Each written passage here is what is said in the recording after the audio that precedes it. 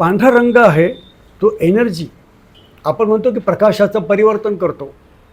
प्रकाशाचाच नाही, ते सर्व प्रकार, कारण प्रकाश ही सुद्धा एक एनर्जी आहे, ऊर्जा आहे. पांढरा रंग हे संपूर्णपणे ती एनर्जी प्रक्षेपित करत असतो, आपल्याकडे फार कमी ठेवतो. काळा रंग ती एनर्जी आकर्षित करत असतो.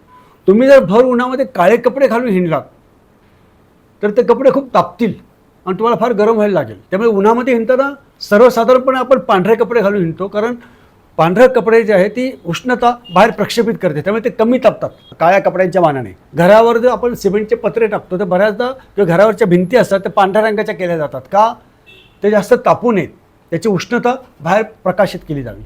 काळा रंग ते आकर्षित करतो. नेमकं हेच तत्त्व इथे आहे की काळा रंग बऱ्यापैकी ज्या इव्हिल एनर्जी म्हणतात, चुकीच्या एनर्जी आहेत त्या आकर्षित करतो.